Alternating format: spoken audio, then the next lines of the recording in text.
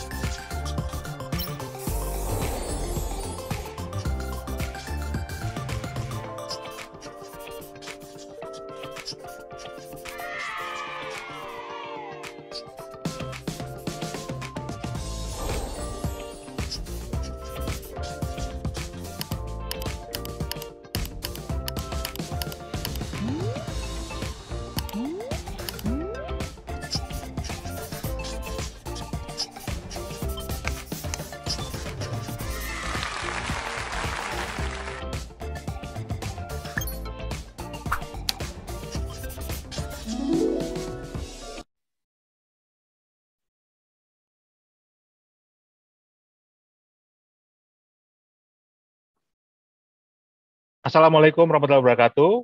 Salam sejahtera untuk kita semua. Shalom, Om Swastiastu, Namo Buddhaya, salam kebajikan. Bapak Ibu sekalian, para insan pendidikan yang kami cintai, jumpa lagi kita sore hari ini dalam acara pagi Pakar Berbagi. Kali ini dipersembahkan oleh mitra kita ViewSonic.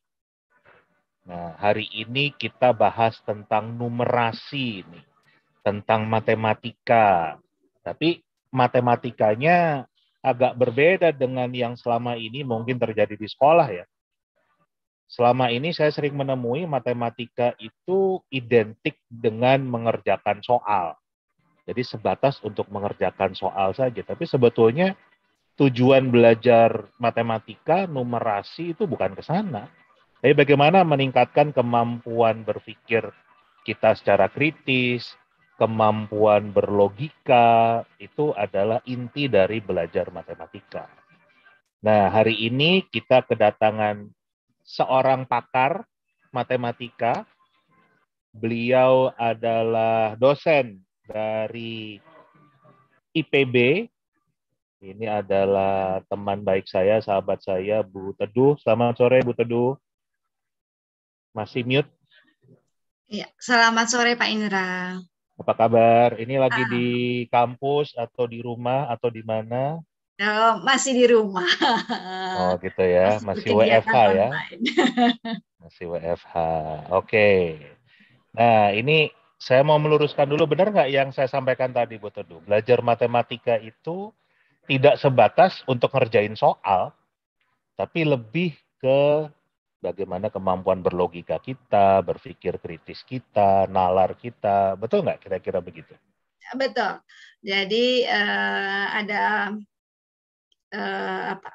kemarin itu kita sempat berbicara bahwa matematika itu ada 3 aspek yang harus difikirkan. Yang pertama itu adalah mengkonkretkan, kemudian mengabstrakkan. Nah, itu jadi dari benda konkretnya, kemudian kita abstrakkan, kemudian kita nalarkan. Nah, baru yang terakhir itu adalah kita berhitung. Jadi 3 konsep itu yang ada di matematik. Jadi itu yang nantinya akan meningkatkan atau mengembangkan cara berpikir dan nalar logika kita.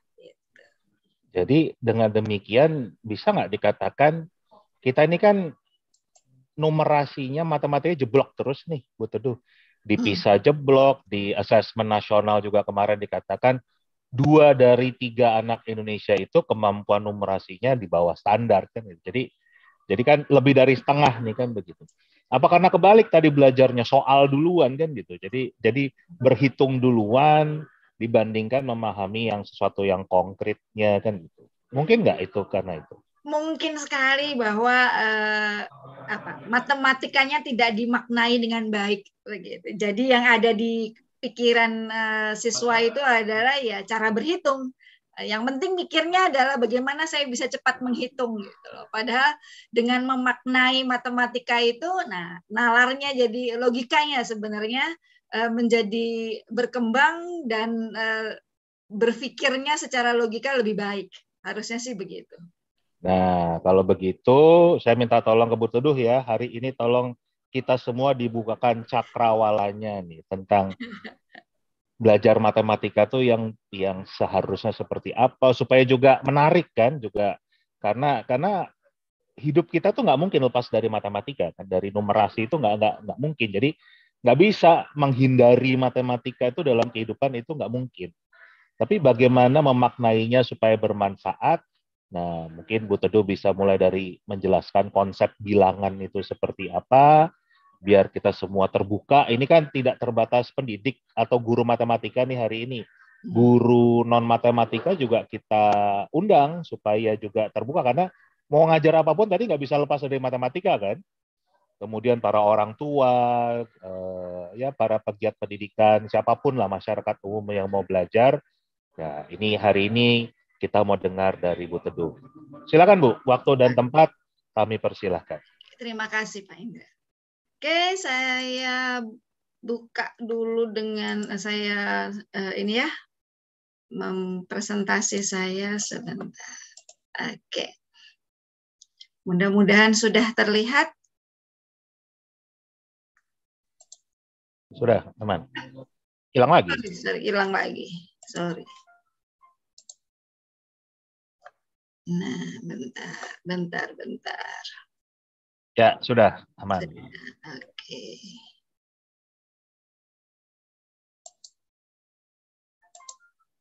Nah, ini. Oke. Oke, selamat sore. Perkenalkan, saya Teduh Wulandari. Saya wakil dari Divisi Matematika Murni dari Departemen Matematika FMIPA IPB.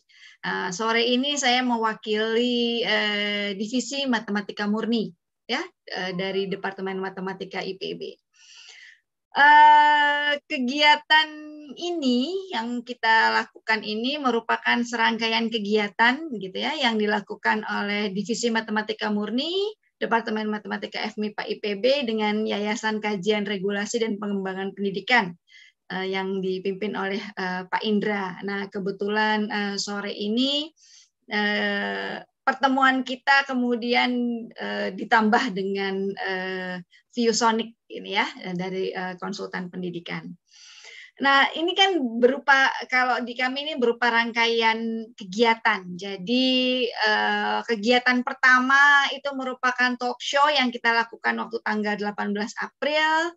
Kemudian kegiatan kedua itu pemberian materi pada kegiatan di Padang kemarin, program pengembangan profesi pendidik, program organisasi penggerak, itu tanggal 23, dan ini adalah kegiatan yang ketiganya berupa seminar dengan judul meningkatkan keterampilan berpikir kritis dan berlogika melalui pemahaman konsep bilangan. Gitu. Ini yang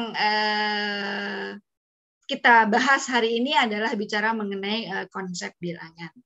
Nah, ya, apa yang saya sampaikan saat ini itu adalah pengalaman saya dalam belajar, kemudian pengalaman saya juga dalam mengajar, gitu ya. Mudah-mudahan dengan kesempatan ini saya bisa berbagi tentang ilmu saya, gitu. Oke. Dari kegiatan yang pertama, yaitu talk show tanggal 18 April 2022, ada beberapa kesimpulan yang dapat saya garis bawahi. Yang pertama itu kemarin Pak Jahar sempat mengungkapkan bahwa banyak cara membuat matematika itu menjadi menarik dan membuat siswa itu senang belajar matematika. Salah satu caranya itu adalah dengan memberikan pengetahuan unik kepada siswa. Karena begitu pengetahuan itu unik, menarik, biasanya siswanya jadi ingat. gitu. Nah, salah satu pengetahuan unik ini adalah dengan mengenalkan sejarah matematika terlebih dahulu, begitu ya. Nah, ini saya pernah mengalami bahwa belajar dengan sejarah matematika itu memang membuat tertarik dan menyenangkan, begitu ya. Nah, para guru ini dapat menggunakan filosofi dan sejarah perkembangan ilmu matematik sebagai sumber belajar. Nah, ketika numerasi itu terbangun gitu ya dari pembelajaran matematika ini, tidak hanya soal matematika yang mampu terpecahkan ya, bukan lagi soal matematika yang dapat dikerjakan, tetapi siswa-siswa kita juga akan mampu bernalar kritis dan berlogika karena kita akan mengambil kesimpulan, kemudian kita ingin tahu gitu ya bagaimana cara berpikir, menghubungkan antara satu permasalahan dengan masalah yang lain. Nah, dari situ kemampuan logikanya itu muncul. Nah, kemudian pada kegiatan tanggal 23 Mei kemarin ada beberapa juga yang ingin saya garis bawahi. Ini yang pertama itu adalah mengenai teknik pengajarannya. Apapun variasi metode pembelajaran matematika, itu selayaknya dikaitkan untuk mencapai kompetensinya. Jadi ada 3 kompetensi yang kami harapkan dari pelajaran matematika itu. Yang pertama, siswa mampu memaknai prosesnya, bendanya, begitu, memaknai matematika itu. Kemudian dengan belajar matematika ini, siswa juga mampu meningkatkan daya nalarnya, dan yang terakhir siswa itu bisa cakap berhitung. Jadi memang ada 3 gitu ya yang kita harapkan dari pembelajaran matematik ini. Dan kemudian kemarin tanggal 23 itu Pak Sugi juga bercerita mengenai matematika merupakan ilmu yang mempelajari bilangan. Tetapi bilangan itu merupakan objek yang abstrak, gitu ya. Maka umumnya siswa kesulitan dalam memahami bilangan. Nah, ini juga dialami oleh anak-anak saya, bahwa buat anak-anak saya angka itu ajaib buat mereka. Bahwa 1, 2, 3 itu kenapa harus seperti itu, gitu. Nah, itu mau nggak mau harus dimaknai. Kenapa sih angka-angka itu muncul? Kenapa sih kita membuat dia seperti itu, gitu. Tidak tiba-tiba muncul bahwa oh ya ini 1, ini 2, ini 3. Nah, mau nggak mau kita memaknai apa sih 1 itu? Kenapa sih 1 itu muncul, gitu ya. Bilangan itu biasanya digunakan untuk menyatakan atau mengubah sesuatu yang sifatnya kualitatif ke kuantitatif. Jadi awalnya kita mengenal bilangan itu dengan kata banyak. Jadi 1 oke lah, kita tahu bahwa ada 1. Tapi sesudah itu kita menyatakan dia dengan banyak. Ini banyak, banyak, dan banyak. Begitu. Baru kemudian dari kualitatif itu kita bicara mengenai ke kuantitatif.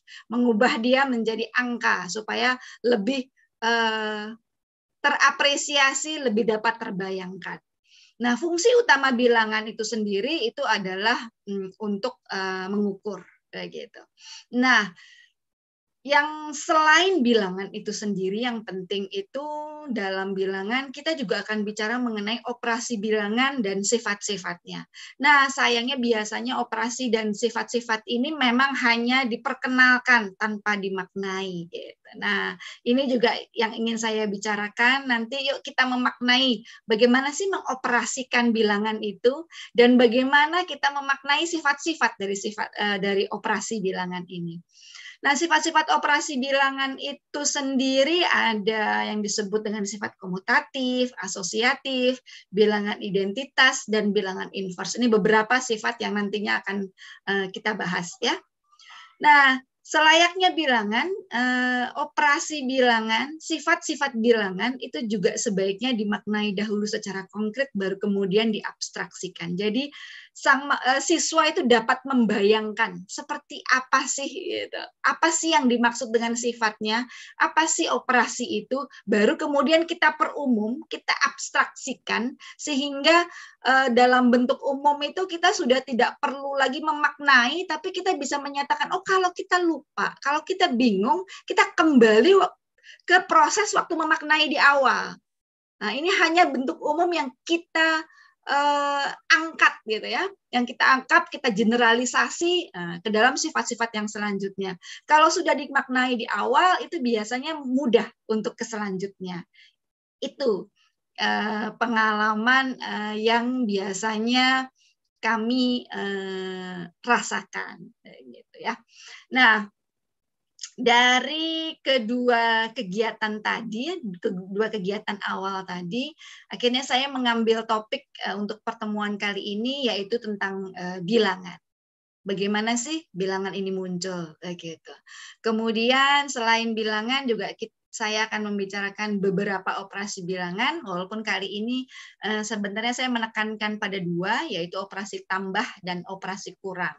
Gitu ya, karena memang awalnya kami berpikir mengenai kurikulum untuk SD, jadi kita masih memikirkan yang di awal-awal, jadi belum yang ke operasi yang tinggi, operasi yang bermacam-macam, sifat yang bermacam-macam. Jadi kita saya baru mengambil dua operasi yang mudah, yaitu tambah dan kurang, begitu. Walaupun kita bisa sih membicarakan yang selanjutnya, gitu ya, tentang perkalian, tentang pembagian gitu dan sifat-sifatnya. Nah, kemudian kita juga akan bicara mengenai beberapa sifat operasi bilangan. Nah, dalam pendekatannya begitu ya, saya mengawali penjelasan saya ini dengan sejarah bilangan. Nah, kemudian saya mengupayakan bahwa sejarah bilangan ini saya adopsi gitu ya, diambil pendekatannya dalam pembelajaran bilangan. Bagaimana sih kita melihat sejarah yang kemudian kita lihat pembelajarannya, begitu. Itu yang saya akan bicarakan di sore hari ini. Nah, kita mulai dengan sejarah singkat bilangan. Ya, ini tidak secara detail, tidak secara lengkap ya saya bicarakan, tetapi cukuplah untuk menjadi pendahuluan bagi bilangan-bilangan yang akan kita operasikan di awal, begitu ya.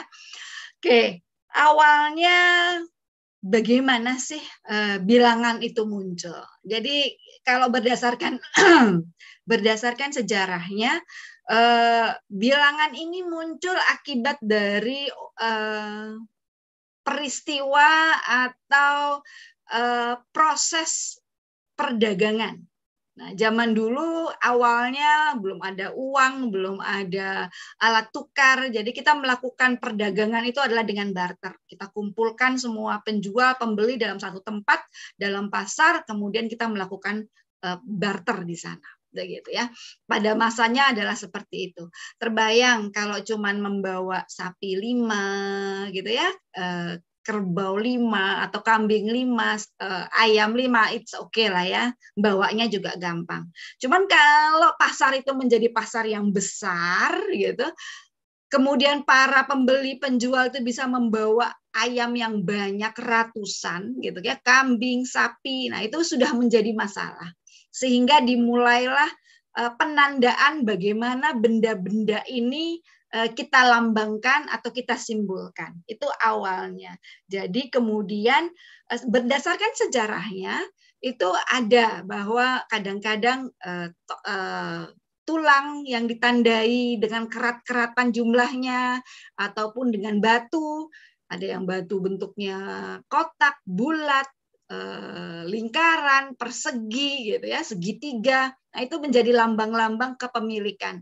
Bahwa mungkin kalau kambing kita buatnya segitiga, atau mungkin kalau sapi kita buatnya lingkaran begitu. Tapi itu jadi kepemilikan, menunjukkan kepemilikan bahwa seseorang itu kalau mau berdagang kemudian membawanya tidak bawa bendanya langsung, tetapi membawa simbol-simbol atau perwakilan dari benda-benda tersebut.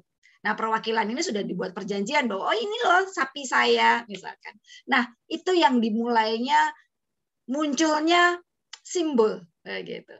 Nah, ini yang sejarahnya nanti menjadikan dia menjadi bilangan. Nah, dalam operasi perdagangan ini, dalam proses perdagangan ini kemudian memunculkan operasi-operasi di matematika, yaitu operasi tambah dan operasi kurang. Muncul dari pembelian dan penjualan. Mungkin dari saya punya 5 kambing, kemudian saya tambahkan dengan 3 kambing yang saya beli di pasar. Jadi totalnya saya punya 8 kambing dan selanjutnya. Bentuknya itu. Sehingga memunculkan suatu operasi dalam matematika. Nah, operasi ini muncul. Nah, kemudian dalam sejarahnya kemudian bilangan-bilangan ini muncul di beberapa daerah dan kita kenalnya sebagai bilangan-bilangan kuno. Seperti bilangan yang muncul di Cina, di Maya gitu ya. Kemudian ada di Mesir gitu dan bilangan Roma yang sampai sekarang kita masih gunakan. Jadi bentuknya akhirnya seperti ini gitu. Jadi nah ini penanda 1, penanda 2, penanda 3 dan selanjutnya dari zaman Babylonian untuk numeral 1 sampai 10. Kalau Roma zaman dulu masih bentuknya seperti ini dengan keratan 1, 2, 3, 4-nya aja masih berjajar 4. Kalau sekarang kan I dan V gitu ya. Nah, ini masih yang lama. Jadi bentuknya seperti itu, muncullah bilangan-bilangan. Ya, bilangan-bilangan yang kami sebutkan sebagai bilangan-bilangan kuno gitu ya. Nah, sejarahnya berkembang bilangan ini sehingga kemudian memunculkan bilangan asli, bilangan cacah, bilangan bulat, bilangan rasional dan bilangan irasional. Yang kemudian digabungkan semua menjadi suatu himpunan bilangan real. Nah, itu sejarahnya untuk bilangan saat ini. Jadi kalau yang ini nih, nah ini yang kita pelajari saat ini. Kalau yang ini masih penulisan yang kuno, gitu ya. Tapi kalau yang di sini nih, nah ini sudah kita mulai bilangan-bilangan yang kita gunakan. Kemudian saya mau bercerita lagi, iya ini dia. Nah, ini adalah himpunan bilangan. Biasanya bentuk himpunan bilangan ini saya ajarkan kepada mahasiswa tingkat 1 yang ambil mata kuliah kalkulus ya di IPB. Dan bentuk ceritanya hampir sama dengan yang tadi, hanya mungkin karena ini sudah mahasiswa begitu ya.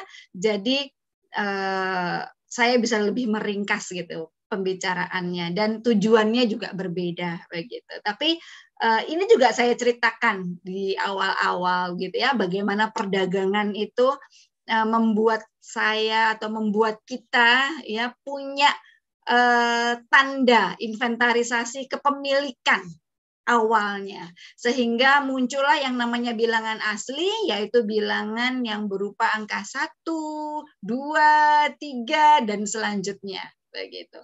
Nah, kemudian dari bentuk bilangan asli yang di sini, sejarahnya menunjukkan bahwa nanti munculnya bilangan 0. Bilangan 0 itu adalah bilangan yang muncul dari ketiadaan. Oh, ceritanya ini rame ini. Nanti mungkin kita sempat bicara mengenai itu. Ini ramai sekali ceritanya, jadi menyenangkan. Malah kadang-kadang biasanya saya buat jadi tugas ini. Gitu. Kemudian sesudah itu muncullah yang namanya bilangan negatif. Walaupun kalau dalam sejarahnya bilangan positif muncul, kemudian bilangan negatif muncul, baru bilangan 0 yang muncul. Bahwa bilangan 0 itu yang membedakan bilangan positif dan bilangan negatif begitu. Jadi awalnya kita punya bilangan asli 1, 2, 3, kemudian ada 0 dan penggabungannya menjadi himpunan bilangan cacah, kemudian akibat dari operasi tadi bahwa ada tambah, ada kurang, memungkinkan perdagangan juga ada hutang begitu, memunculkan tanda-tanda negatif dari bilangan, sehingga munculan bilangan-bilangan negatif. Nah, penggabungan antara tadi 1, 2, 3, 0 dan bilangan negatif itu menjadi himpunan bilangan bulat. Gitu. Himpunan bilangan bulat itu yang bilangan negatif, 0 dan bilangan positif gitu. Itu dia munculnya. Nah, kemudian ya sebagai orang matematik gitu ya, kemudian kalau sudah ada bendanya biasanya yang dipertanyakan itu mau dimainkan seperti apakah gitu, benda-benda ini. Nah, jadi ada permainan-permainannya, akibatnya muncullah operasi-operasi di situ, tambah, kurang, kali, bagi, begitu. Nah, dalam prosesnya nanti kita akan mengenal pembagian, di mana kemudian memunculkan bilangan-bilangan baru, yaitu bilangan rasional, yaitu bilangan yang dapat dituliskan sebagai bentuk paper key, di mana P dan Q-nya merupakan bilangan bulat dan Q-nya bukan bilangan 0. Maka kita punya bilangan baru, kemudian kita punya bilangan rasional. Nah, kemudian dari sini pengukuran-pengukuran itu memunculkan sesuatu yang aneh, gitu. Seperti bilangan akar 2, bilangan pi, itu muncul dari pengukuran.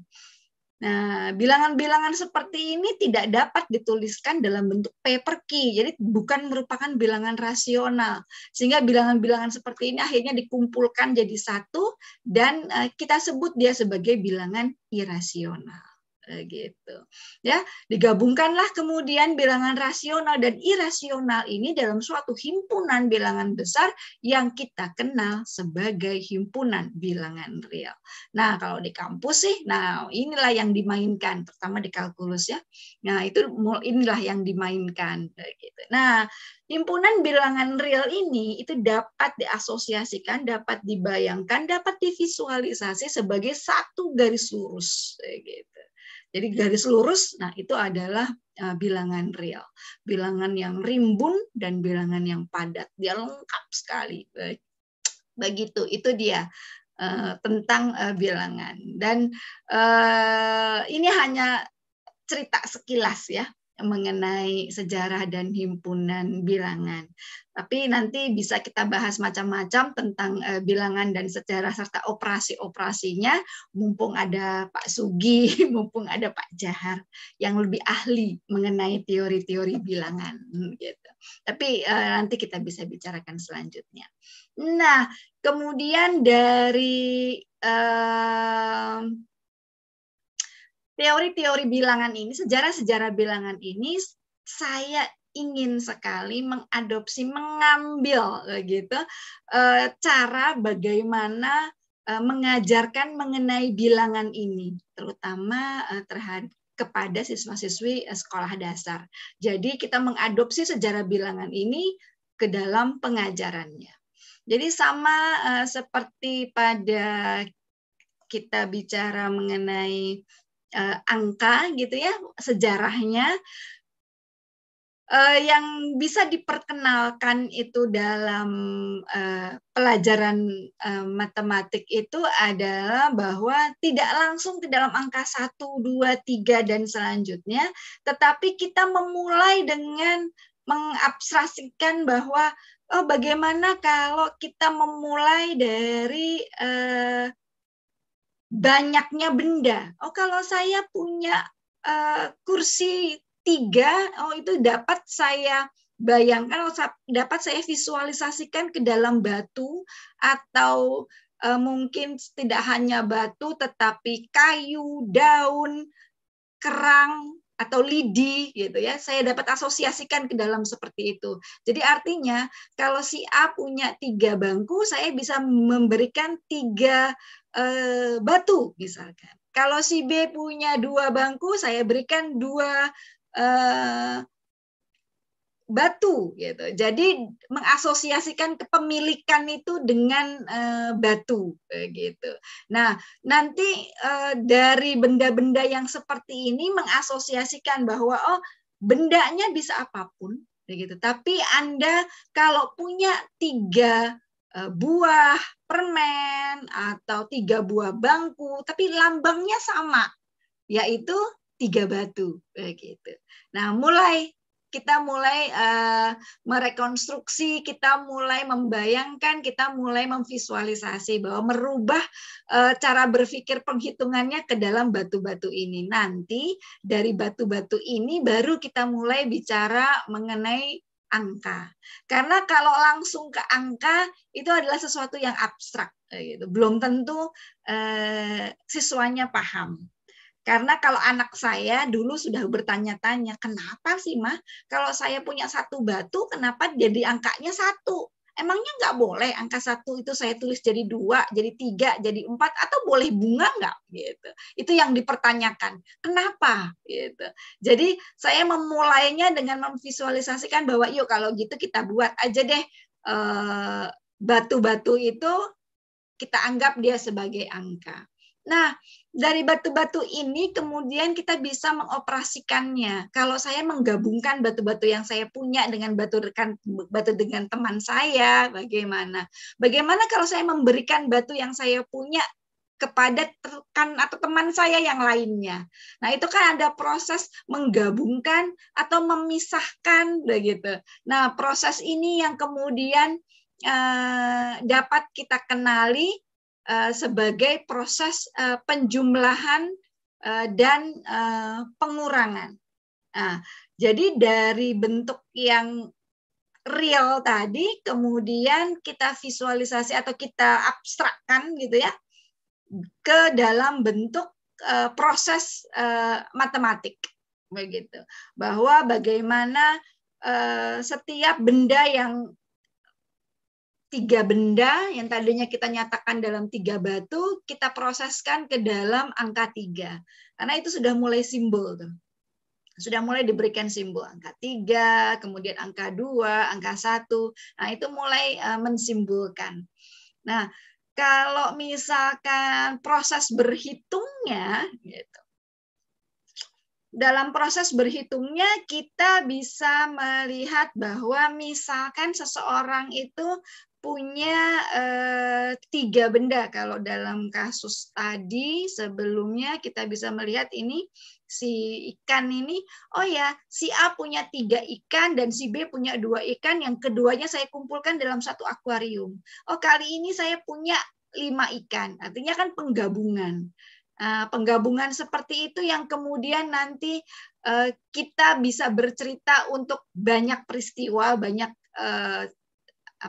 kejadian yang kita lakukan untuk memperkenalkan penjumlahan dan pengurangan. Baru kemudian sesudah kita bisa melihat angka-angkanya sudah diperkenalkan, nah kita boleh memulai dengan kalimat matematik gitu. Menuliskan angka 2 ditambah angka 3. Nah, itu kan yang penting si siswa sudah mengenal dengan prosesnya. Jadi kita mulai dengan seperti sejarah tadi bahwa menggabungkan, mengurangi, bentuknya adalah seperti itu. Nah, sifat-sifat ini kemudian proses tadi itu memiliki sifat-sifat. Salah satu diantaranya ini sifat komutatif dan sifat asosiatif. Ini sempat rame gitu ya dibicarakan mengenai sifat komutatif dan sifat asosiatif. Bahwa contohnya adalah 4 ditambah 5 itu sama dengan 5 ditambah 4. Secara proses gitu ya. Secara proses itu berbeda. Tetapi secara banyak itu sama. Maksudnya gini. Kalau si Ani ini punya 4 bunga, kemudian Tono punya 5 bunga. Kemudian saya gabungkan semuanya gitu ya ke dalam satu vas. Kemudian saya hitung atau saya cacah berapa banyak yang saya punya. Saya memulai menghitung dari bunganya Ani. Ani bunga 1, bunga 2, bunga 3, bunga 4. Karena Ani tadi punya 4. Kemudian baru sesudah itu saya menghitung bunganya Tono. Jadi pindah dari Ani yang 1, 2, 3, 4. Kemudian ke Tono yang hitungannya ke 5, ke 6, dan selanjutnya. Begitu. Nah, akibatnya saya punya peristiwa yang saya lakukan itu dapat saya tuliskan dalam 4 tambah 5. Nah, kemudian apa yang terjadi kalau saya punya 5 tambah 4? Oh, peristiwanya sama, peristiwanya sama. Jumlahnya sama, tapi peristiwanya berbeda. Karena si Tono memiliki 5 bunga dan Ani memiliki 4 bunga, dan penjumlahannya diawali dari kita hitung bunganya Tono. Bunganya Tono 5, sesudah itu baru kita pindah ke bunganya Ani yang ke 6 gitu ya, karena ada tambahan 4. Jumlahnya semua sama, yaitu 9. Sama, tetapi proses menghitungnya itu yang berbeda. Nah, proses ini yang harus ceritakan sehingga 4 ditambah 5 itu sama dengan 5 ditambah 4. Secara banyaknya bunga itu sama, tetapi secara proses menghitungnya itu berbeda. Nah, itu yang kemudian akan membantu harusnya membayangkan seperti apa sifat-sifat dalam operasi bilangan. Karena memang hitungan-hitungannya akan sama begitu. Ya, kalau kita membayangkan akhirnya ngitung ya semuanya sama, tapi proses melakukannya itu sesuatu yang berbeda. Itu yang perlu diingatkan bahwa ada proses-proses yang harus kita pertimbangkan begitu. Demikian juga untuk sifat asosiatif. Itu peristiwa-peristiwa seperti itu yang membuat kita membedakan antara peristiwa ini dengan peristiwa itu, tapi banyaknya bilangan itu adalah sama. Begitu. Jadi itu sebenarnya yang ingin saya sampaikan. Ini kemudian saya tadinya berpikir akan bicara mengenai bilangan 0, tetapi membayangkan bilangan 0 itu adalah sesuatu yang berbeda gitu dengan yang tadi yang dapat divisualisasikan. Mungkin cerita-cerita yang ini tidak untuk anak-anak yang kecil gitu ya, mungkin anak-anak yang sudah lebih besar yang bisa digali bahwa ini tuh cerita yang menarik begitu tentang bilangan 0. Kenapa dia menarik? Karena ini adalah bilangan yang muncul dari ketiadaan. Bilangan yang kita akan menotasikan sesuatu yang tidak ada. Apakah dia penting ketiadaan ini gitu loh. Itu yang banyak sekali ceritanya yang menarik begitu. Ini bisa dibuat cerita yang macam-macam begitu.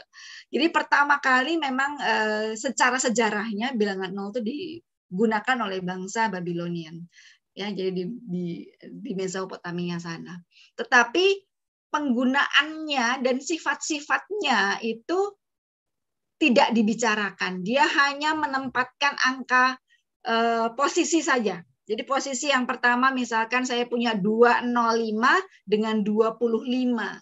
Begitu. Jadi 205 dan 25 itu kan sesuatu yang berbeda. Nah, sehingga 0 itu harus ditandai dengan 205, 205. Nah, itu dulunya pertama kali digunakan bangsa Babylon ini cuman hanya sebagai tanda petik gitu kan, tanda klik gitu. Ada satu petikan di kertasnya yang ada begitu. Itu untuk menandakan, tapi tentang sifatnya dia tidak bicara. Belum dipelajari apa istimewanya bilangan 0 itu belum dibicarakan. Hal yang sama juga ditemukan di kalender di bangsanya Maya itu penemuan kedua mengenai bilangan 0, tapi dia dilambangkan hanya dengan mata. Tapi fungsinya cerita di baliknya itu enggak ada. Jadi hanya terlihat bahwa maksud dia ini 0. 0 itu dilambangkan oleh dengan mata begitu. Nah, secara sejarahnya perkembangannya kemudian 0 ini dimunculkan kembali oleh matematikawan India Brahmagupta. Ini nanti ada bukunya. Nah, ini dinotasikanlah si bilangan 0 ini dengan titik begitu. Nah, titik ini kemudian ada sifat-sifatnya. Nah, ini mulai yang namanya 0 sebagai identitas itu muncul di sini. Kalau yang tadinya sebelumnya tidak dibicarakan mengenai sifat-sifatnya, di sini mulai dibicarakan sifat-sifatnya. Hal ini kemudian dikembangkan juga oleh Al-Khwarizmi. Nah, itu kemudian 0 dinotasikan sebagai suatu lingkaran kecil. Gitu. Nah, muncullah ini lebih berkembang mengenai si bilangan 0. Kemudian di Eropa dia dikenal pada saat abad ke-12. Oh, ini menjadi kehebohan tersendiri. Kenapa? Karena yaitu bilangan yang muncul, saya suka sekali dengan kata-kata ini. Bilangan yang muncul dari ketiadaan, dari sesuatu yang tidak ada, tapi dia harus dimunculkan. Itu sesuatu yang menjadi ramai sekali dalam sejarahnya. Nah, kalau kita mau memperkenalkan bilangan 0 ini, kalau dari sejarahnya mungkin akan susah karena rumit ya bilangan 0 ini. Tetapi Mungkin yang bisa kita perkenalkan itu adalah sebagai identitas dalam penjumlahan. Sebagai identitas itu dia dikenal sebagai identitas dalam operasi penjumlahan. Artinya apa? Artinya bilangan apapun ditambahkan dengan bilangan 0 itu akan menghasilkan bilangan itu sendiri, dirinya sendiri. Karena itu penambahannya dia dengan 0 itu tidak merubah nilainya. Nah, itu yang disebut dengan identitas. Nah, itu salah satu sifat dari operasi di penjumlahan. Begitu. Nah, itu yang juga bisa diceritakan dari bilangan 0. Cuman saya yakin ini lebih menarik bagi siswa-siswa yang sudah lebih tinggi, yang sudah mulai mempertanyakan ini. Tapi kalau untuk anak-anak kayaknya belum. Begitu. Ya. Kemudian, apalagi yang ingin saya sampaikan dari sejarahnya? Paling hanya ada peristiwa-peristiwa mengenai operasi perkalian ini. Operasi perkalian ini itu adalah di bukunya dinyatakan sebagai operasi penjumlahan yang diulang, gitu ya. Jadi bentuk peristiwa penghitungan perkalian yang kemudian menjadi penting, karena yaitu jumlahnya memang sama, gitu ya. Jumlahnya memang sama, tetapi atau banyaknya benda memang sama, tapi prosesnya itu berbeda. Proses itu berbeda, bahwa kalau saya punya 4 kantung yang isinya apa? Apel 2 begitu, dengan 2 kantong yang isinya masing-masing 4 apel. 4 kantong yang isinya 2 apel, kemudian 2 kantong yang isinya 4 apel. Banyaknya apel itu akan sama, iya. Tapi prosesnya itu berbeda. Begitu. Nah, itu tuh proses itu penting, gitu. Proses itu penting kenapa? Karena membuka wawasan, kemudian membuat siswa juga menjadi mempertanyakan nantinya, begitu. Karena nantinya kan sifat-sifat itu akan muncul dari bentuk-bentuk yang seperti itu. Demikian juga dengan operasi pembagian, itu juga bisa diceritakan dari operasi pengurangan yang berulang untuk jumlah yang sama. Ya, ini juga ada peristiwanya. Tetapi ya peristiwa itu sebaiknya diceritakan sehingga sang siswa itu memahami, bukan hanya menghafal, bukan hanya harus bagaimana menghitung, tetapi peristiwanya yang kita ceritakan. Oke, itu rasanya yang bisa saya bagi dan sampaikan cerita saya sore ini. Yang pasti saya berupaya, secara proses saya berupaya mengadopsi sejarah bilangan itu ke pengajaran bilangan yang saya sampaikan. Baik itu kepada anak-anak saya waktu mereka SD maupun kepada mahasiswa-mahasiswa saya. Begitu, tergantung dari kemampuan mereka berpikir seperti apa.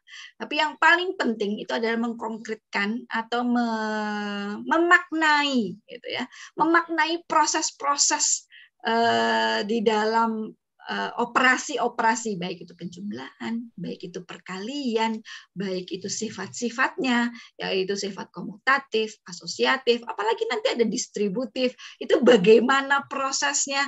Kalau cuma menghafal bahwa A dikali B plus C itu akan sama dengan AB plus AC, itu akan hilang begitu saja. Cuman kalau diberikan maknanya, diceritakan, saya pikir itu akan menarik dan menyenangkan. Walaupun sesudah itu apakah dia akan tertarik dengan matematik, apakah dia akan menyukai matematik, ya itu tergantung anaknya. Tetapi saya pikir itu akan membuat anak-anak itu memikirkan kembali, dan proses itu akan menambah wawasannya, menambah logikanya, membawa sebab akibat ke kesimpulan, begitu. Itu sesuatu yang menyenangkan jika kita mau mempelajarinya dalam bentuk yang seperti itu. Oke, itu saja yang bisa saya sampaikan sore ini. Terima kasih banyak atas kesempatannya. Mudah-mudahan bermanfaat bagi kita semua. Terima kasih. Assalamualaikum. Waalaikumsalam warahmatullahi wabarakatuh. Terima kasih Bu Teduh atas penjelasannya wah, menarik nih. Jadi rekomendasinya Bu Teduh gimana nih? Kalau sekarang nih guru-guru kita sudah terlanjur mulai itu dari simbol dulu, mulai dari soal-soal dulu, apa lebih baik mundur?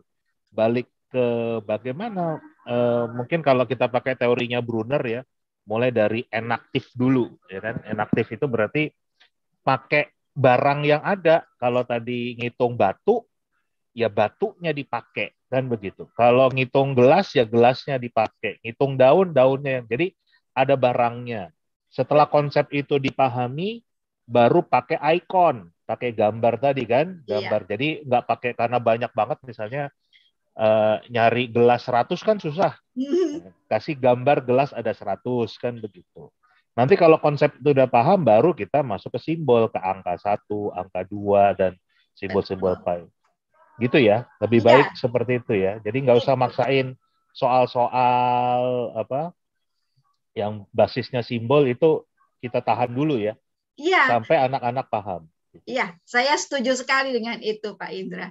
Karena anak-anak itu tidak perlu disuruh menghafal, dengan memaknai bentuk seperti itu otomatis menghitungnya ya mungkin akan lebih lambat ya, awalnya mungkin akan lebih lambat, tetapi mau seberapa susah pun hitungannya mereka akan mampu menghitung kalau mereka tahu konsepnya, kan gitu. Kalau mulai dari hafalan, mulai dari angka itu begitu lupa ya begitu bubar, nggak bisa ngapa-ngapain. Gitu. Tapi kalau kita tahu dasarnya, kita tahu apa yang harus dilakukan, ya kita tinggal mengurutkan kembali kalau kita lupa. Gitu. Kalau menurut saya akan lebih mudah bagi siapapun belajar kalau Anda sudah memaknainya dari awal. Gitu. Saya setuju dengan itu. Menarik nih Bapak Ibu sekalian. Jadi ini saran dari ahli matematika nih. Belajar matematika jangan simbolnya dulu, jangan soal-soal dulu, tapi pahami konsepnya ya. Pahami konsepnya, pakai benda yang nyata kan begitu. Itu disebut dengan, kalau pakai teorinya Brunner disebut dengan enaktif. Setelah enaktifnya paham, baru naik ke yang namanya ikonik, pakai ikon, pakai gambar-gambar tadi. Baru terakhir pakai simbol. Nah, jadi Bapak Ibu sekalian, ini saya beri kesempatan untuk bertanya pada narasumber kita. Silakan ketik pertanyaannya. Nanti di akhir acara akan saya sampaikan dan Bu Teduh akan menjelaskan. Nah, terima kasih Bu Teduh. Kita akan mengundang narasumber kita yang kedua, yaitu Pak Arya Nugraha dari ViewSonic. Selamat sore, Pak. Selamat sore, Pak Indra. Apa kabar? Ini suara agak kecil nih, Pak Arya. Tadi. Kalau gini udah aman? Nah, aman. Kurang dekat berarti kan begitu. Iya, saya lagi di kantor. Jadi ada aktivitas di situ, jadi saya terpaksa pakai headphone, Pak. Oke, siap. Terima kasih ini atas dukungan ViewSonic. Kita bisa mengadakan kegiatan belajar bersama hari ini, bicara tentang numerasi, tentang matematika. Nah, sebelum saya beri waktu ke Pak Arya nih, katanya ViewSonic ada door prize, ada hadiah. Tapi syaratnya harus ikut dulu telegramnya ViewSonic ya. Iya Pak. Jadi mungkin sedikit sebelum kita masuk ke kenapa lewat telegram gitu. Jadi kita dari ViewSonic itu kan membuat sebuah itu komunitas. Jadi guru-guru se-Indonesia ini kita namakan itu My Viewboard Educator. Jadi di sana kita sharing knowledge, sharing metode pembelajaran, atau mungkin khususnya selama pandemi ini ya, Pak Indra. Jadi di situ karena semuanya masih serba berganti-ganti setiap saat, jadi kita akan benar-benar sangat membutuhkan pengalaman dari teman-teman sesama guru, sesama pengajar, ya berupa trial dan error untuk kita. Makanya grup itu dibikin. Jadi sekarang grup ini kita mencoba untuk membangun itu lagi, untuk supaya cepat ya kita tukar info di situ. Jadi kira-kira seperti itu Pak. Kenapa kita mengarahkannya ke Telegram? Jadi seperti itu. Siap. Jadi telegramnya nggak cuma untuk bagi door prize, tapi juga untuk bagi ilmu ya. Ya betul Pak, dan di situ Untuk juga bagi nanti ilmu. ada juga door prize ya. Terus nanti kita sharing Program-program lah ya. program-program gitu. Betul. Bahkan Kalau ada kegiatan pelatihan juga di kota hmm, mana, di daerah mana, online, betul, offline, itu ada betul sharingnya Pak. di situ semua ya. Betul. Jadi membuka kesempatan buat para pendidik kita untuk terus mengasah ilmu kan. Oke, langsung saja saya berikan kesempatan pada Pak Arya untuk sharing materinya. Silakan Pak. Oke, terima kasih Pak Indra. Sebelumnya terima kasih karena kesempatan yang diberikan ke saya dan ViewSonic untuk bisa hadir di tengah-tengah para ahli-ahli matematika yang tadi mendengar pemaparan Ibu Teguh, saya benar-benar kenapa ya guru matematika saya waktu kecil dulu tidak mengajar seperti ini. Jadi makanya dari tadi saya mendengar, saya nyatat Bu, saya nyatat yang Ibu terangkan tadi itu benar-benar menarik. Gitu. Kenapa kenapa ya kita hanya mengenal bilangan itu, ya udah bilangan ini loh 1 tambah 1 2, terus kita tanya kenapa 1 tambah 1 2, ya udah 1 tambah 1 itu 2 gitu. Jadi itu yang dari kalau sedikit saya sharing pengalaman saya belajar matematika waktu saya masih kecil. Jadi seperti itu Bu. Ketika menerangkan matematika itu tiba-tiba saya duduk di kelas, tiba-tiba ada angka 1. Tiba-tiba langsung aja ada angka 1. Saya bingung. Oke, angka 1 gitu kan. Untung saya bisa belajar sama orang tua di rumah. Nah, semakin memburuknya adalah ketika kita masih belum paham hal-hal yang masih dalam ranah abstrak tadi, itu kita dijejali terus gitu. Kita belum mengerti konkretnya, kita dijejali terus sampai akhirnya kita di poin sepertinya ini banyak orang yang punya berpikir seperti matematika itu mimpi buruk, matematika itu tidak gitu kan. Jadi mereka berpikir matematika itu jadi momok, benar-benar jadi momok di dalam kehidupan seseorang, bukan hanya di ranah akademik lagi, tapi bagi ranah realitas mereka juga matematika itu jadi momok. Bahkan ada kalau teman-teman saya misalnya kita lagi makan bareng di restoran misalnya, terus kalau mau bagi-bagi bill kan, tidak, jangan angka gitu. Sampai ketakutannya itu sampai ke situ gitu. Bahkan untuk memulai lagi menghitung itu aja kita tidak mau lagi. Maka tadi saya benar-benar mendengarkan dan menyimak sekali dari Ibu Teduh tadi tentang bagaimana sebenarnya kalau kita belajar ini kita tidak bisa langsung tiba-tiba dijejali dengan hal-hal yang abstrak gitu loh. Apalagi untuk anak-anak SD, kalau tadi kita berbicara anak-anak SD atau masih umur 0 sampai 5 tahun, mereka belum mengerti soal konsep-konsep yang abstrak. Jangankan abstrak, konkret aja mereka mungkin masih belum mengerti. Kadang kita sebut ini pulpen ini warna biru, bagi mereka ini enggak, itu hijau gitu. Itu terjadi dengan keponakan saya, dan sampai saat ini dia udah umur mau masuk 5 tahun, dia itu sudah bisa baca dari umur 3 tahun. Tapi entah kenapa dia bertahan ini warnanya hijau. Dia bertahan sampai hari ini warnanya hijau. Saya heran gitu. Ya sudah, biarkan saja nanti ketika dia masuk ke ranah edukasi yang formal baru dia mungkin bisa memahami. Oh, ternyata itu hijau, bukan biru gitu. Ternyata itu biru, bukan hijau gitu. Nah, itu menarik sekali gitu. Dan sedikit lagi masih agak self-centris ini ya Bapak Ibu, mohon maaf dulu. Saya sedikit sharing juga. Ketakutan saya dengan matematika itu berlangsung terus sampai akhirnya di momen saya mulai ngajar di SD. Saya ngajar di SD. Kalau SD kan gurunya sapu jagat ya Bu ya. Semua mata pelajaran itu kita harus bisa. Nah, sampailah saya harus mengajar matematika. Disitulah kemudian semua hal itu berubah di kepala saya tentang matematika. Saya mulai belajar lagi, kebetulan saya waktu itu ngajar anak kelas 2 SD. Jadi cukup bisa lah kalau saya baru belajar di detik itu dengan kapasitas kognitif saya yang hari ini cukup cepat, mungkin saya bisa catch up 1+1 itu operasinya seperti ini, cepat gitu kan. Dari situ saya baru menemukan tuh yang kata Ibu Teduh tadi soal bagaimana ada kesalahan yang mungkin terjadi dari cara belajar matematika saya waktu kecil, yaitu tadi saya terbalik. Saya memulai itu dengan abstrak, kemudian disuruh berhitung, setelah berhitung baru diperkenalkan yang konkretnya gitu. Jadi akhirnya tangling semua, kacau gitu.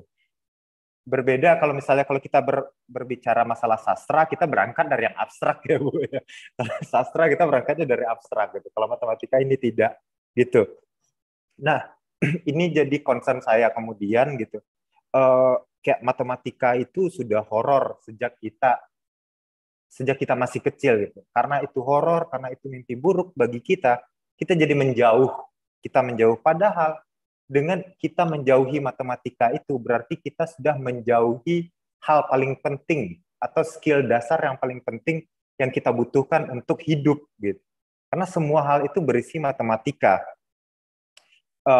Banyak persoalan-persoalan di kehidupan ini bisa kita pecahkan dengan matematika. Karena sebenarnya inti dari matematika itu, saya setuju banget kata Ibu Teduh tadi, adalah membangun nalar dan logika kita, gitu loh.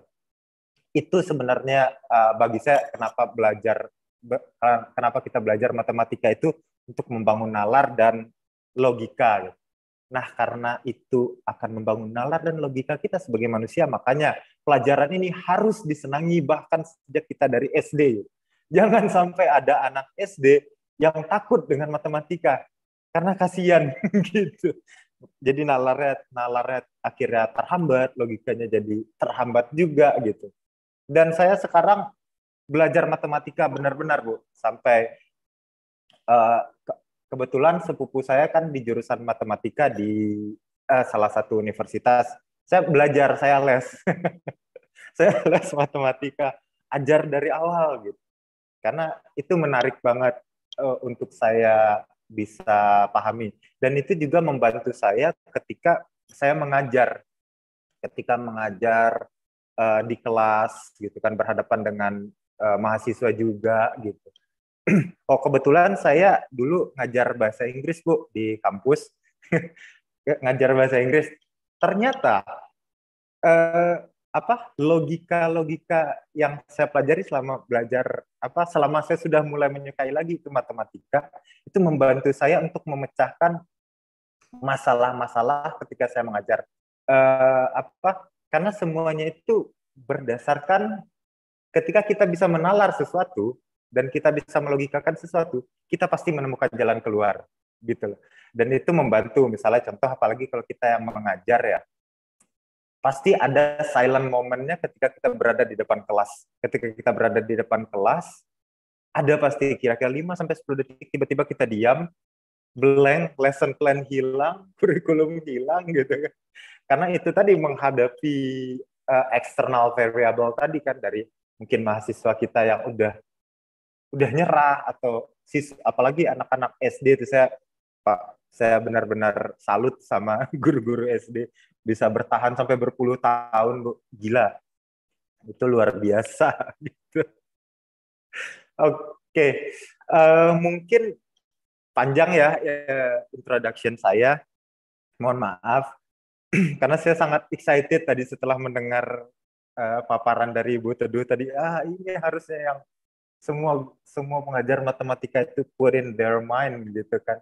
Matematika itu fun.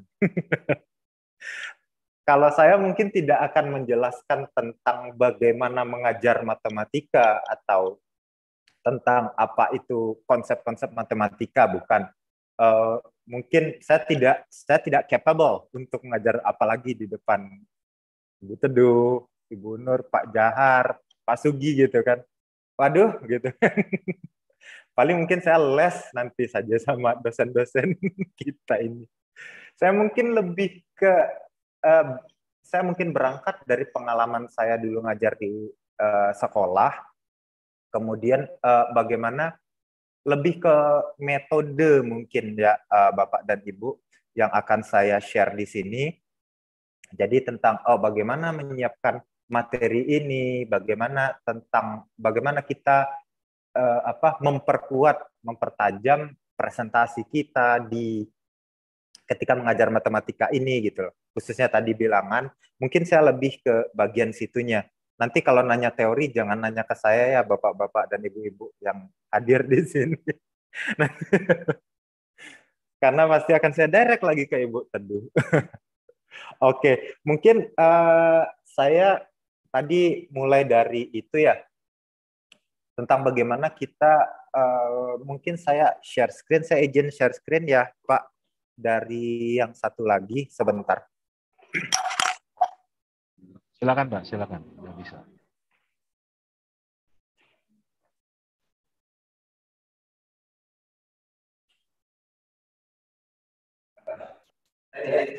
Saya dari sini.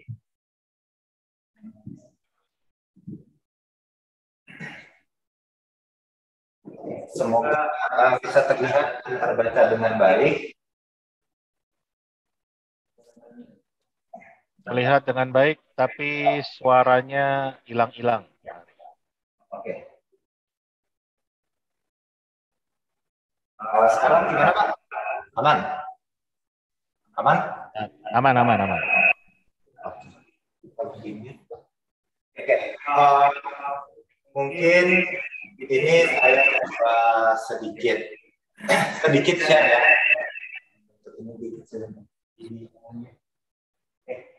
Sedikit tentang salah satu nih mungkin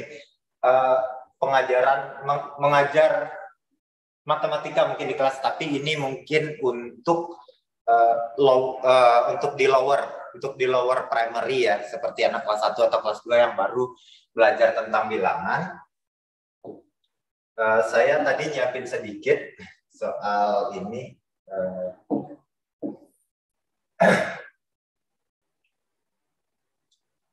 Nah, jadi seperti ini.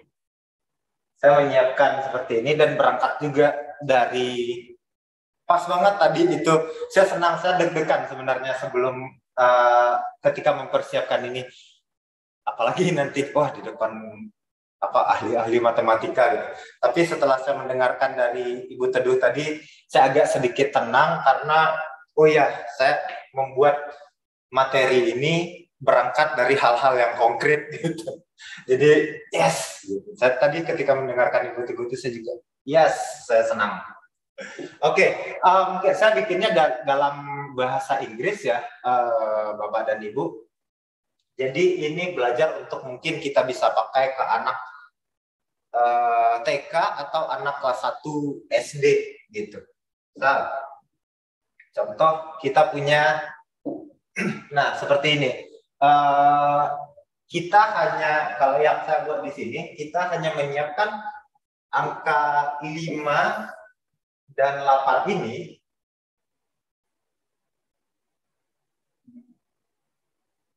Dan 8 ini bukan untuk kita perkenalkan ke murid, tapi hanya untuk pajangan saja di situ.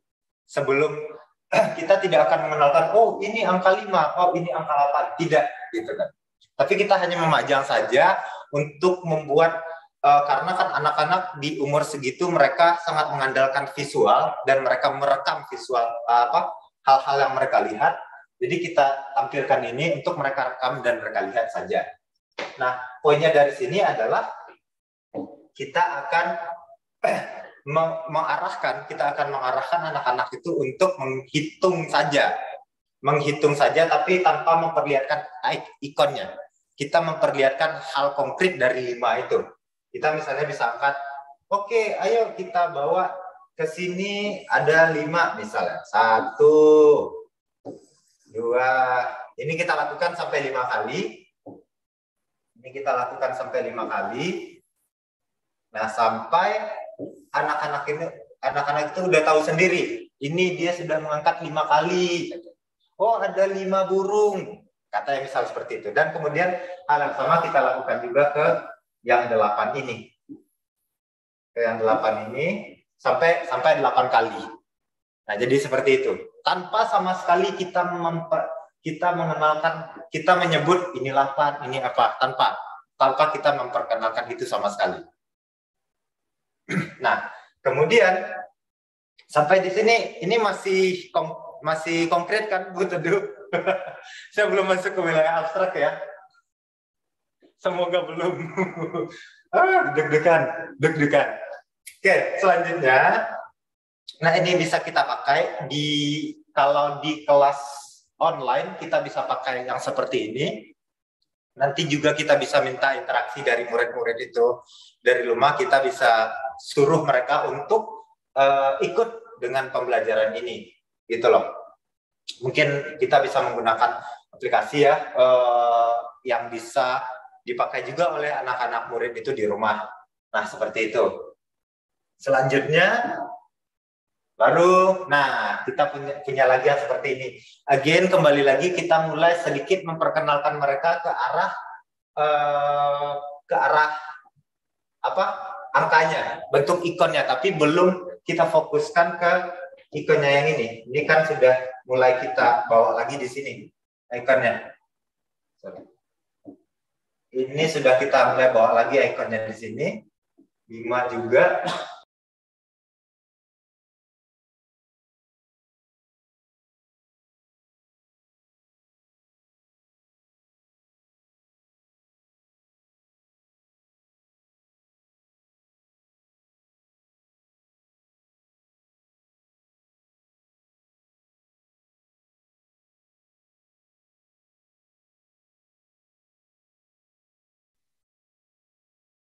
Suaranya menghilang, Mas Pak Arya.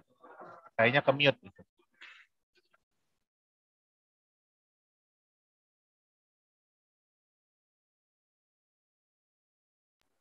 Waduh, maaf. Tadi sampai mana ya, Mas ya? Pak Indra. Pas yang ini aja diulang lagi. Oh, pasang di sini. Oke. Right. Aduh, maaf tadi sempat termute. Jadi, tadi kan sebelumnya kita juga sudah membawa konsep 5 benda dan 8 benda. Nah, ke sini kita juga mulai munculkan lagi angka-angka. Kita mulai munculkan lagi angka-angka di situ, tapi again kita tidak menyebutkan angka ini sebagai ikon, sebagai sebagai tanda dari sebuah angka 4 itu adalah ini, bukan, tapi ini hanya sebagai soal saja. Nah, kenapa saya tulis angka 4, 5, dan 7 di situ? Karena harusnya kalau dalam bahasa kalau masih angkanya 1 angka itu harusnya kan kita tulis dengan huruf, tapi di sini saya tulis dengan angka dengan tujuan untuk semakin membawa visualnya anak-anak itu ke ikon-ikon ini. Nah, setelah itu yang pertama misalnya I live in 4 bird high tree katanya. Jadi dia hidup di tempat yang ada pohonnya 4 misalnya, 4 burung. Jadi kita bawa, jadi kita mulai bawa di sini 4, 1, 2, 3, 4. Oh, berarti si burung ini tinggalnya di sini. Nah, kemudian kita pindahkan ke yang 5 bird high trees. Kita lakukan lagi hal yang sama. Kita lakukan yang sama tanpa menjelaskan lagi, oh, ini 5 loh artinya, ini 4 loh artinya. Kita tidak sama sekali mengarah ke situ. Kita tidak menyebutkan itu. Cukup biar si murid itu saja yang nantinya akan menyebutkan itu sendiri. Nah, kita ulang dengan hal yang sama, misalnya yang 5, misalnya 5 di sini 5. Ini dilakukan sambil murid-muridnya itu menghitung kan. Menghitung 3, 4, 2, 3, 4. Oh, 5. Oh, berarti burung yang ini tinggalnya di sini. Nah, jadi begitu yang di bagian di sini. Again, kita tidak menyebutkan ikon. Kita tetap bertahan di wilayah-wilayah konkret. Oke, selanjutnya kita maju lagi, kita main lagi, kita nge-game lagi di sini. Seperti biasa, nah di sini mereka sudah mulai melihat banyak angka. Nah, mulai di sini mungkin mereka sudah mulai pusing, itu apa, itu apa. Nah, kita akan bermain dengan dadu. Kenapa bermain dengan dadu yang dipilih? Karena dadu ini sifatnya konkret. Kita bisa menghitung satu-satu, ini 4. Salah contoh kita mainkan yang pertama, oke, 6. Wih, banyak. Sebentar, saya ganti. 4, misalnya 4. Berarti di sini ada 4, 1, 2, 3, 4. Wow, ketinggalan. Ini aja merah. Oke, ada 4. Berarti di sini ada 4. Sama enggak? Nih, 1. Aduh. Tahu? Dah, jadiin 1 aja. Kita jadikan 1. Oke, sama. Ini ada 1 titik di sini. Di sini juga ada 1 burung. Oke, yang selanjutnya kita punya berapa? Kita punya 3. Titik pertama ini, titik kedua ini, titik ketiga ini. Nah, jadi totalnya ada berapa? Ayo kita hitung. Maaf ya bapak-bapak, ibu-ibu, bukan bermaksud menjadikan murid, tapi saya terbawa suasana. Jadi ini oke, ayo kita hitung ada berapa burung? 1. Ada berapa? Ini burung merahnya ada 1, burung hijaunya ada 1, burung birunya ada 1, burung kuningnya ada 1. Nah, di sini kita punya 1, 2, 3, 4. Berarti ada di 1, 2, 3, 4. Berarti yang pertama itu ada di sini. Nah, kurang lebih seperti itu. Dan kita mainkan terus, diulang-ulang terus sampai mereka enak. Kemudian kita moving forward, dan ini baru kita mulai mencampur hal-hal yang konkret dengan hal-hal abstrak. 1, 2, 3, 4. 5, 6, 7. 1, 2, 3, 4, 5, 6, 7 lagi. 1, 2, 3, 4, 5. Seperti itu. Nah, ini kita bisa invite terus murid-murid ya. Again, ini khusus untuk yang di kelas bawah. Nah, kira-kira seperti itu. Nanti untuk memperdalamnya, kita bisa main bingo. Main bingo itu ya, kita tinggal main lah. Oke, main bingo. Nanti anak dapat warna hijau, mereka akan masukkan ke warna hijau. Oke, jadi kira-kira seperti itu. Nanti ini seperti main bingo ya, jadi main seperti ini atau seperti ini, sama seperti ya bingo lah kira-kira.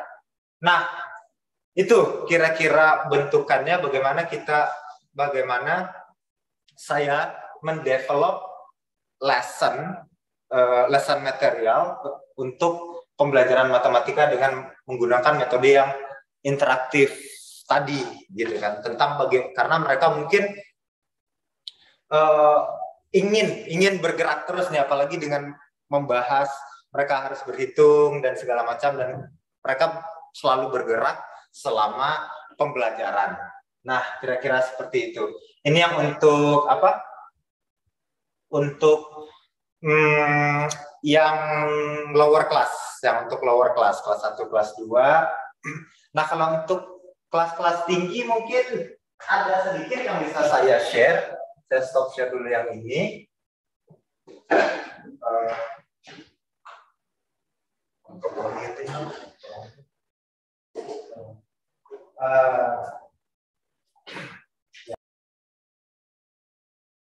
Ada sedikit.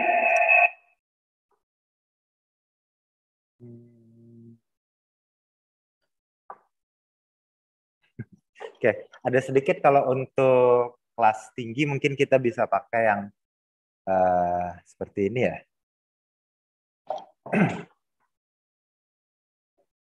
Kalau kelas tinggi mungkin ini SMP atau SMA lah ya. Nah, ini saya ambil agak sedikit ada bertema. Ini mungkin kalau kita menjelaskan soal mulai masuk ke hal-hal yang seperti ini ya. What is number line? Nah, ini mereka. Jadi kita bisa mulai nih memperkenalkan bilangan negatif, positif, yang seperti itu. Zero dan positif. Nah, nanti, wah, bilangan zero tadi itu bilangan yang muncul dari ketiadaan ya. Nah, kita mulai dari sini. Jadi, di sini kita juga bisa mulai menjelaskan satu-satu. Jadi, bilangan negatif itu dimulai dari segini, positif yang seperti ini. Jadi, seperti itu. Kemudian, lanjutnya, kita juga, nah, kita kembali kalau menurut saya, ketika kita belajar, apalagi kalau belajar matematika ya, semakin anak-anak ini banyak hands on, itu saya pikir akan semakin menarik dan semakin mudah untuk dimaknai di nalar, karena kita langsung bekerja dengan indera kita sendiri gitu loh.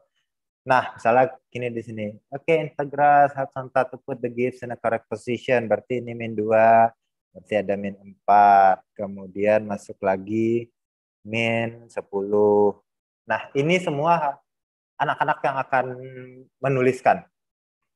Dan nanti kalau mereka udah selesai, nanti mereka bisa mengurutkan mulai dari 8, 4, minus 4, 10, dan seperti itu. Nah, kalau ini ya untuk yang kalau tadi itu kan full game ya, full game karena untuk anak-anak di bawah, di lower class. Kalau ini mungkin untuk dipakai untuk anak-anak upper class.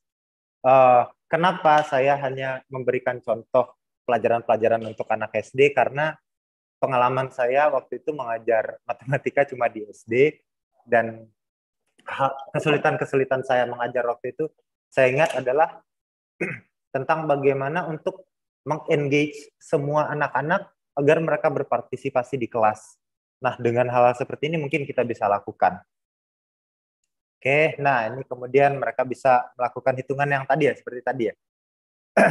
Nah, ini juga 1, berarti 1 ke sini, sorry. Nah, kita bisa maininnya 1 ke sini, terus, masih tebal, 3 ke belakang. 1, 2, 3. Nah, itu jadi berapa? Nah, itu tergantung bagaimana kita memainkan saja. Nantinya di situ angka-angkanya juga bisa kita ganti. Kemudian masih yang sama. Ini tadi saya bikinnya, saya siapin banyak soal, tapi ternyata I don't think harus kita praktekkan satu-satu. Oke, selanjutnya. Nah, nanti ini mulai masuk sedikit kalau kita, kalau kita berbicara tentang fraction. Ini nanti kita mainnya ini matching game. Misalnya yang ini 3,5, 1 dah, berarti 3,5 ini 3,5. Terus 1,5, 1/3 ini berarti, betul ya Bu? Kok ini? Ini. Oke, kemudian ini segini, terus yang ini ke sini 2,5. Nah, ini kita bisa main-main saja di sini di bagian ini. Oke, nah ini masih gaming, tetap dengan gamification. Ini mereka main di sini. Nah, ini mereka bisa main, dan nanti mereka akan menyelesaikan problemnya yang kita tuliskan di sini. Ini berarti 1,5 di sini kan, 1,5 ditambah. Nah, ini gamification lah. Saya pikir ini sudah dipahami. Oke, nah kira-kira begitu kalau bayangan saya ya setelah setelah tadi mendengarkan pemaparan dari Ibu Teduh juga soal tentang bagaimana matematika ini, karena saya benar-benar concern sih Bu, ke banyak anak-anak tuh kenapa sih mereka ini tidak mau belajar matematika, entah apa masalahnya gitu kan, apakah karena terlalu sulit. Kalau dipikir-pikir sebenarnya tidak sulit ya, Bu. Karena itu logika keseharian kita aja gitu. Jadi mungkin asumsi saya, kalau salah salahkan saya. Jadi sebenarnya sebelum kita masuk ke tahap belajar matematika di kelas, kita itu sudah punya konsep matematika dan mungkin kita menyenangi itu. Tapi ketika kita masuk ke dalam kelas dan dia mulai diinstitusikan, kita baru bingung, akhirnya jadi bingung. Matematika yang terinstitusi jadinya. Padahal matematika, apa ya itu konsepnya kalau dalam aplikasinya ke kehidupan sehari-hari, mungkin sebelum kita masuk situ, karena kan anak-anak banyak tuh kita lihat mereka suka berhitung. Wah, 1 T-Rex, 2 dinosaur, sebenarnya mereka sudah tahu gitu.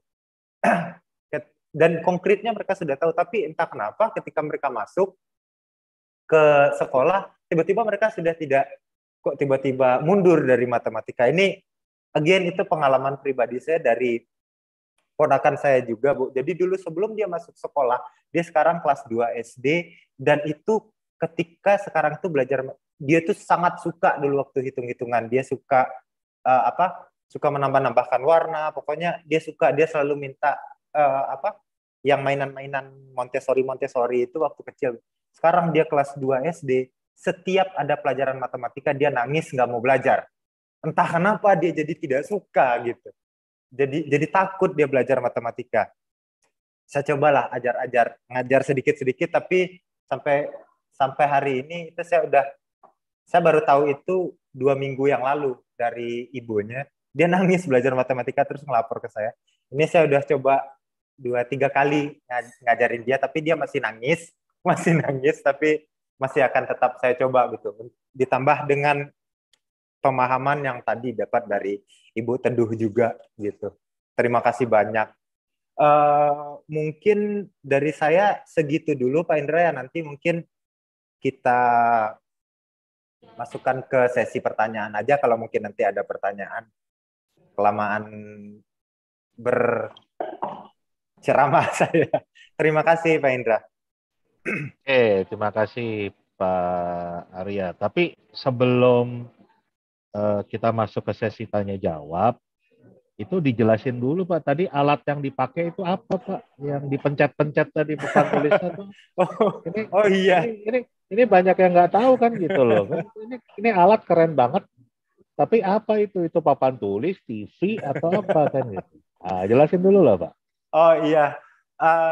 Ini jadi namanya ini interactive white panel. Jadi ini posisinya itu di belakang saya sekarang, interactive white panel itu. Jadi fungsi utamanya sebenarnya sama seperti papan tulis ketika kita waktu masih zaman-zaman sekolah lah, papan tulis, papan kapur. Nah itu sama, tapi ini sudah digitalisasi, jadi makanya fungsinya mungkin saya bisa sekalian cobain di situ ya, sedikit.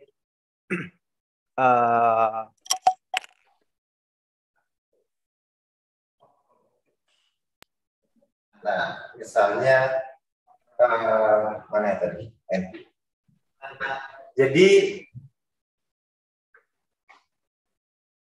Jadi ini benar-benar sama seperti papan tulis. Gitu. Nah, saya contoh, saya bikin yang baru. Nah, misalnya gini, ini papan tulis kita tulis-tulis, kita tinggal tulis-tulis,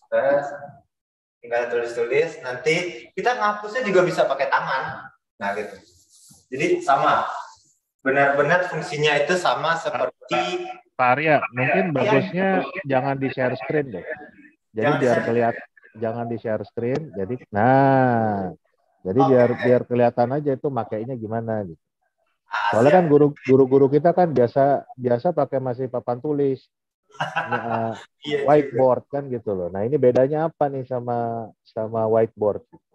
Oke. Oh ya, tadi balik lagi ke sini. Ini kan papan tulis kita nih putih semua. Yang di sini zoom. Nah, jadi ini fungsinya benar-benar sama seperti papan tulis. Misal kita menggambar nih, 1 ditambah 1 sama dengan 2, gitu kan? ini kita tulis. Nanti dia juga bisa ada stabilonya, highlighter, dan bisa juga Anda membantu kita. Contoh kayak seperti saya yang gambarnya abstrak, jadi ada namanya AI Pen, jadi itu bisa membantu menganalisa nih. Kira-kira saya tuh niatnya mau gambar apa ya sebenarnya. Nah, dia jadi tahu nih, oh ini tinggal gambar mobil ternyata, jadi kita tinggal tarik. Ini juga membantu daripada kita harus menggambar banyak-banyak. Kalau kayak guru-guru kesenian mungkin, atau ya kepentingan mengajar lah lebih tepatnya. Nah, setelah itu semua kita pakai, kita juga punya penghapus. Of course yang di bawah ini ada fitur penghapus. Atau kita juga bisa nih, misalnya penghapus kayak biasa, kayak gini, biasa, atau kita menghapus selection, bisa, atau menghapus semua, atau pakai tangan, benar-benar seperti papan tulis, bisa pakai tangan. Jadi kita bisa pakai tangan semua. Nah kalau ini tinggal di delete, karena dia objek. Kalau objek ini tinggal di delete. Jadi, nah di sini tadi mungkin kalau Bapak Ibu tadi lihat saya pakai presentasi saya tadi itu pakai My Viewboard namanya. Jadi itu software juga yang di-develop sama ViewSonic dan works well ketika dipakai di AFP. Misalnya contoh fitur penghapus tangan tadi itu cuma bisa dipakai kalau kita dengan AFP ini, gitu loh. Nah kurang lebih seperti itu sih Pak Indra.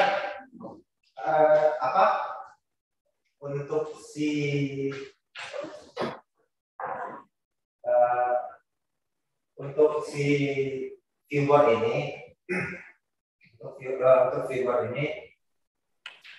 Jadi kurang lebih seperti itu.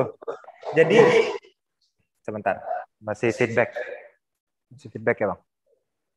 Di mute tolong Bang. Mute. Oke. Jadi kita sudah pernah kemarin itu membahas tentang mengenal My Viewboard ini. Mungkin bisa langsung visit ke kanal YouTube-nya ViewSonic di ViewSonic.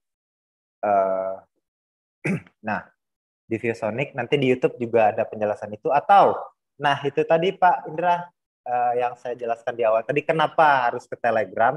Nah kita sharing-sharing infonya itu ada di Telegram sana gitu. Dan ya kurang lebih seperti itu penjelasan basicnya, dasarnya seperti itu kira-kira Pak Indra. Dan papan tulis interaktif yang di belakang Pak Arya itu bisa dipakai nggak cuma buat guru dong, buat dosen juga bisa. Nih ada dosen-dosen IPB nih di sini. Ya betul sekali. Nggak tahu IPB udah pakai belum? Kemarin ada Bu, kita ke vocational school-nya IPB ngambil ini juga. Kayaknya udah familiar deh kalau dari senyumannya Bu Teduh, kayaknya udah pernah lihat deh AFP-nya. Jadi kemarin itu sempat saya ke IPB ke vocational itu 2 hari waktu itu Bu. Sebelum puasa ngasih training untuk AFP. Cukup kalau mungkin ya kalau menurut saya terlepas dari saya education konsultannya ViewSonic, ini benar-benar membantu untuk kegiatan interaktif khususnya di hybrid learning ya Bapak Ibu-ibu. Ini karena Viewboard ini membuat ekosistem. Jadi dia ekosistem yang dimana kita tidak butuh lagi support dari aplikasi ketiga, kita harus install ini, install itu. Tidak cukup dengan kita buka My Viewboard, Whiteboard itu udah ada semua. Kita bisa bikin presentasi di situ, masukin image di situ, import ini, import itu. Ada classroom-nya juga. Jadi satu aja untuk semua. Setidaknya laptop kita tidak terlalu berat. Tidak harus banyak buka aplikasi ya, Bu. Nah, jadi kira-kira seperti itu. Pak Indra. Ya, kalau saya boleh tambahkan sih manfaat yang paling jelas ya. Kalau bedanya kita menggunakan flat panel display atau papan tulis interaktif itu, apa yang ditulis guru atau dosen bisa langsung masuk ke gawai siswa atau mahasiswanya kan.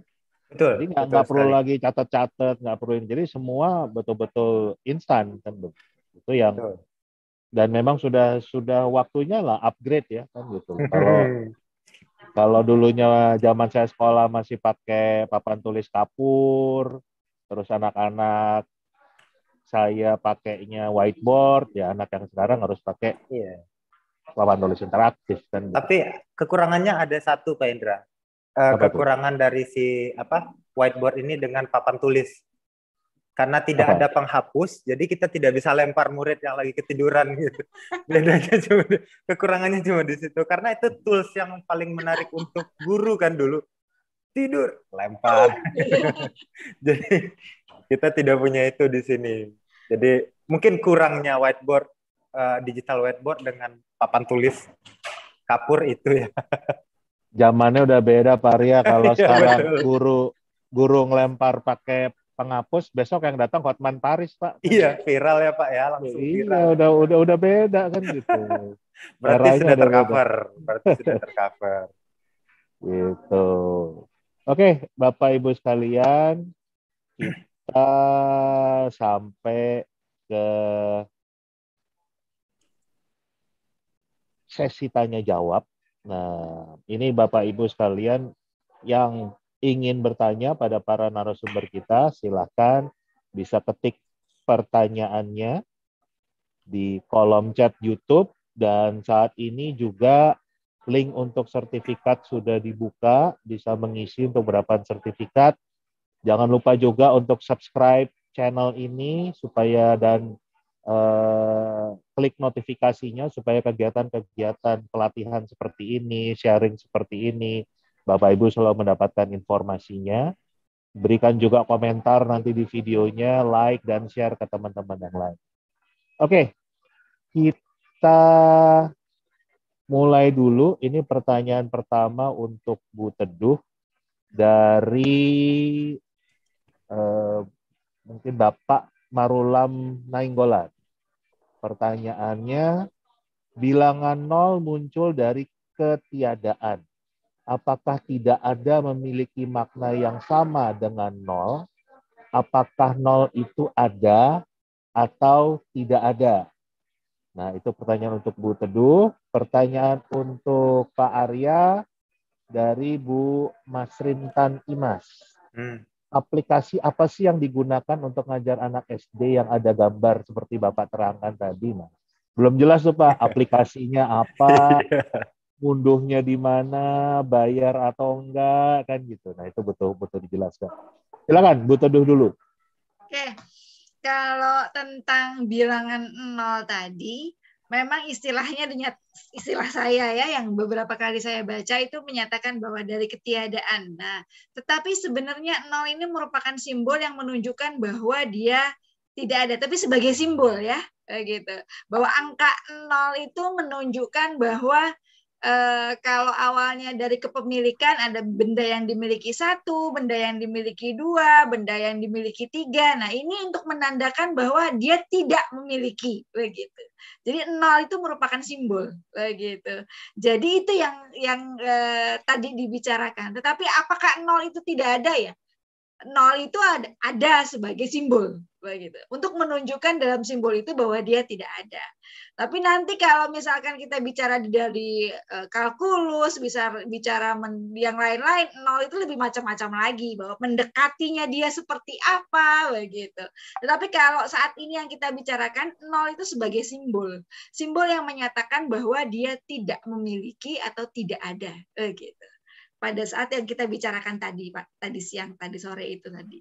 0 itu menunjukkan simbol bahwa dia tidak memiliki, dia tidak ada. Jadi apakah simbol 0 itu ada? Oh, sebagai simbol dia ada. Tetapi dia menunjukkan ketidakadaan. Begitulah kira-kira, Pak Indra. Kalau hubungannya ke bahasa programming gimana? 1 dan 0. Nah, kalau yang itu mungkin Pak Sugi yang lebih bisa menerangkan. Karena memang kalau udah bicara mengenai bilangan, Kan bisa bermacam-macam, bahwa kita punya seperti binari itu ya. Ya, binary Kita hanya number. punya bilangannya 01, 01 dan 01 gitu. Nah, itu yang dikodekan kembali semua kata, semua huruf, semua angka dalam binari code. Nah, itu ahlinya. Itu artinya udah beda lagi ya artinya. Udah beda lagi, itu ahlinya Pak Sugi itu. Oke, kalau begitu. Kita lanjut saja ke Pak Arya. Pertanyaan tadi dari Bu Mas Rintan Imas, silakan. Wah, baru saya mau nanya ke Bu Teduh. Aduh, betul Bu, saya ngerasa menarik sekali ya Bu, membahas tentang nol itu ya. Iya, asik loh bacanya, sejarahnya juga panjang. Oke, tadi sebelum jawab saya pengen bertanya. Oke, kalau untuk tadi sedikit pertanyaan dari Ibu itu ya, Ibu Mas Rintan Imas ya. Apakah aplikasi apa sih yang digunakan untuk mengajar yang tadi itu? Jadi namanya myviewboard.com. Jadi nanti kalau Bapak Ibu mau coba nih, bisa langsung ke website ini. Nah, nanti di situ tinggal sign up aja. Sign up-nya itu bisa pakai Google, bisa pakai Microsoft, bisa pakai Apple juga. Nah, tapi kalau kita sarankan kalau pakai Google karena dia embed, karena terintegrasi dengan semua Google. Aplikasi Google Classroom. Kalau yang mungkin sudah pakai, ada mungkin guru sekolah-sekolah yang memakai Google Classroom sebagai LMS, itu juga sudah tersambung ke situ. Nanti sign up. Nanti setelah sign up itu tinggal di-download. Kalau yang saya pakai sekarang ini namanya myviewboard whiteboard.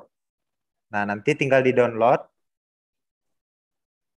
Jadi nanti itu tinggal di-download di websitenya. Itu semua ada. myviewboard.com itu. Nah, nanti ini kita bisa dicoba sebentar. Gini. Saya buka myviewboard deh, biar kelihatan ya Bapak Ibu.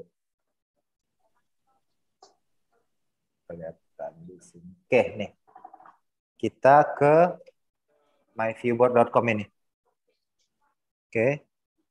Anda nih, myviewboard.com. Jadi kita langsung di situ. Oh ya, satu lagi nih dari si myviewboard ini. Jadi semua layar kita ini bisa jadi kanvas. Kita nggak harus kanvas di aplikasi yang tadi kita buka. Jadi semuanya bisa jadi kanvas juga. Nanti kita tinggal sign in di sini. Setelah kita sign in,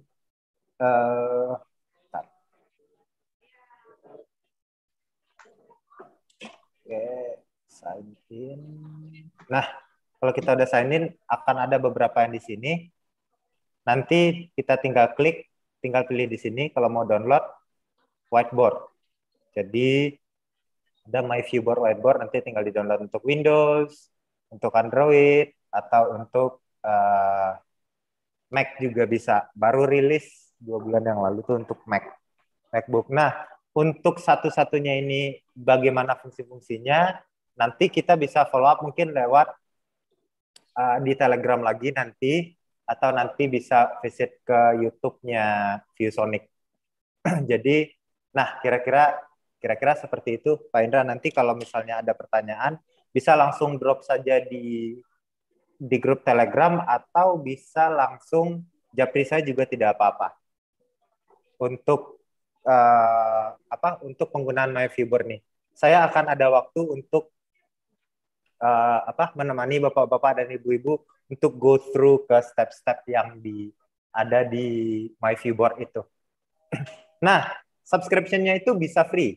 Jadi kita bisa ngetes kalau masih ragu-ragu nih, bapak-bapak, ibu-ibu, mau coba versi free-nya, bisa free, dan itu sudah banyak fitur yang bisa dipakai untuk free. Kurang lebih semua fitur itu sudah udah fitur-fitur yang mau kita biasa pakai di kelas itu sudah ada di free-nya. Nanti kalau subscription-nya tinggal nanti dipilih lagi saja. Seperti itu. Tapi untuk free-nya, kalau untuk nyoba, free-nya itu juga bisa nyoba di My Viewboard Classroom. Oh ya, satu nih, My Viewboard Classroom ini ada fitur yang menarik. Jadi kita bisa tahu kalau ada anak-anak yang AFK. Jadi itu kita akan dikirimkan notifikasi kalau anak ini sudah berapa? Udah misalnya 2-3 menit tidak sudah AFK, dia nggak memperhatikan gitu. Atau misalnya ada nih mungkin pengalaman Bapak Ibu yang ngajar online, ada mahasiswa yang seperti ini. Oh maaf Bu, Pak tadi itu nggak kedengeran suaranya, saya ada gangguan sinyal gitu kata. Ya kan Bu? Sebenarnya kalau di My Viewboard Classroom itu kita bisa tahu kalau namanya dia tuh tidak masuk ke nanti ada notifikasi connection problem. Jadi biasanya kalau yang siswa-siswa dengan jaringan-jaringan yang kurang bagus itu namanya akan muncul di situ. Kalau namanya tidak muncul di situ berarti jaringan mereka bagus. Jadi mereka sudah tidak bisa dalam tanda kutip main alasan, ya? Iya, nyari alasan gitu. Jadi itu ada semua di situ. Nanti kita bisa lah ngobrol-ngobrol itu nanti lanjutannya bisa itu. Karena kalau dijelaskan satu-satu agak panjang sih Pak Indra. Oke, singkatnya gini deh, Pak Arya. Jadi menggunakan My Viewboard ini apakah harus menggunakan papan tulis interaktifnya ViewSonic? AFP. Kalau untuk mencoba gimana? bisa dengan laptop, Pak. Laptop, tablet, bahkan laptop, HP bisa ya? Bisa. Gitu. Untuk nyobanya. Tapi kalau mau full power, ya bagusnya pakai papan tulisnya ViewSonic. Pakai AFP ya. Full power dan full experience ya. Kayak tadi yang saya bilang, mungkin menghapus pakai tangan itu tidak bisa kalau kita tidak pakai AFP-nya. Jadi seperti itu. Ya, ya. Dan ini juga sudah ada yang tanya nih, harganya berapa itu alat? 2 orang. Kita sekarang fokusnya untuk ngebahas matematika dulu mungkin ya Pak ya. Loh, siapa tahu langsung ini bisa ada di Siplah atau enggak misalnya kan gitu. Nanti akan ada, mungkin nanti ini teman saya akan catat namanya, mungkin nanti akan dihubungi langsung. Oke, tuh Bapak Ibu sekalian yang mau tahu lebih banyak tentang papan tulis interaktifnya ViewSonic, join aja di Telegramnya ya. Itu nanti bisa tanya lebih detail dan bahkan mungkin bisa dikasih demonstrasi Pak ya. Betul sekali Pak, betul. Yang jelas cara ngajarnya akan sama dengan papan tulis biasa kan gitu. Betul. Tapi tadi punya fitur-fitur baru yang bisa tahu tadi siswa perhatian atau enggak, informasi bisa dikirimkan secara instan, iya, kan begitu. Itu kelebihannya menggunakan papan tulis interaktif. Oke, tidak terasa waktu juga sudah hampir habis dan sepertinya tidak ada pertanyaan lain. Ini juga yang ditanya selain berapa harganya, belinya di mana kan begitu. Apakah ada di Siplah Pak? Kan bisa pakai Siplah nggak? Atau belum? Itu nanti itu karena saya tidak siap dengan pertanyaan itu sebenarnya. Oke. Kalau tidak ada, kalau gitu saya minta closing statement dari masing-masing narasumber tentang materinya masing-masing, saran-sarannya, rekomendasinya. Kita mulai dari Bu Teduh, silakan. Oke. Kalau buat saya dalam pengajaran matematika ini yang penting untuk diingat apapun metode pembelajarannya, bagaimanapun cara mengajarnya, diupayakan untuk mencapai kompetensi yang diharapkan. Yang pertama itu adalah mampu memaknai seperti apa teori yang kita sedang bicarakan dan memahami mungkin visualisasinya, bentuknya. Jadi membumikan, istilah kalau saya itu membumikan matematika itu sehingga siswanya lebih mudah memahami. Yang kemudian jangan lupa bahwa tujuannya dari matematik itu adalah meningkatkan daya nalar, itu adalah tujuan yang kedua. Baru yang ketiga, biar bagaimanapun juga kita mengharapkan siswa-siswa kita akan cakap berhitung. Begitu. Jadi memang itu tiga yang dibutuhkan dari pembelajaran matematika. Tetapi jangan hanya yang ketiga. Kita masih punya yang pertama, kita masih punya yang kedua, baru kemudian kita bantu siswa-siswa kita untuk cakap berhitung. Itu saja Pak Indra, terima kasih banyak. Intinya jalanin proses yang natural lah ya, jangan, kalau kata presiden kita, jangan kesusu. Kan? Betul. Harus sabar kan gitu. Jangan kesusu. Oke, lanjut Pak Arya untuk closing statement.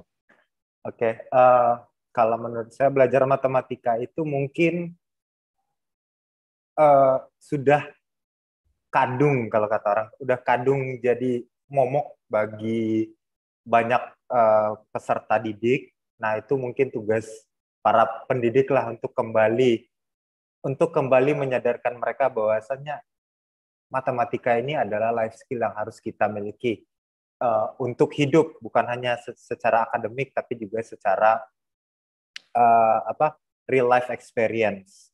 Nah, itu yang pertama. Yang kedua, mengajar matematika itu bagi saya yang mungkin baru mengajar di SD, mengajar matematika itu sebenarnya mudah tapi sangat tricky.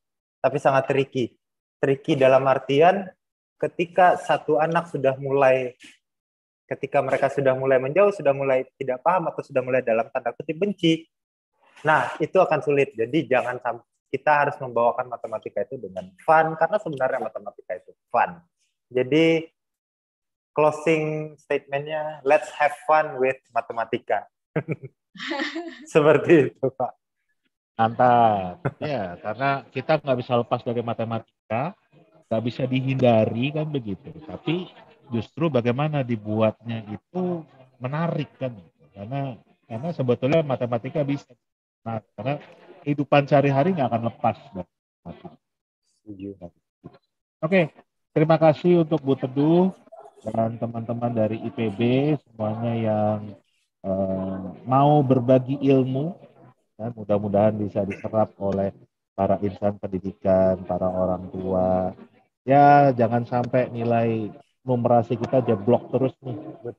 Udah 20 tahun nih pisah kita, tahun ini pisah juga, nanti jangan-jangan jeblok lagi. Semua karena mulainya salah tadi, belajarnya pakai soal dulu. Harusnya belajarnya pakai barang-barang yang konkret dulu, jadi konsepnya tahu.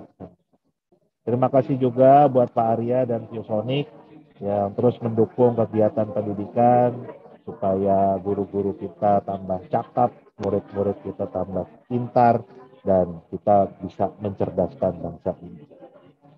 Saya juga ucapkan terima kasih buat Bapak Ibu sekalian yang sudah berkenan untuk mengikuti kegiatan Pakar Berbagi kita di sore hari ini.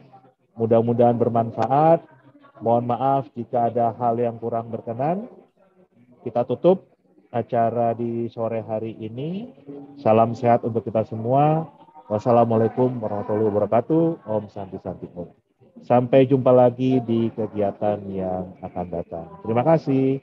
Terima kasih, Pak Indra. Terima kasih, Bu Teduh. Terima kasih.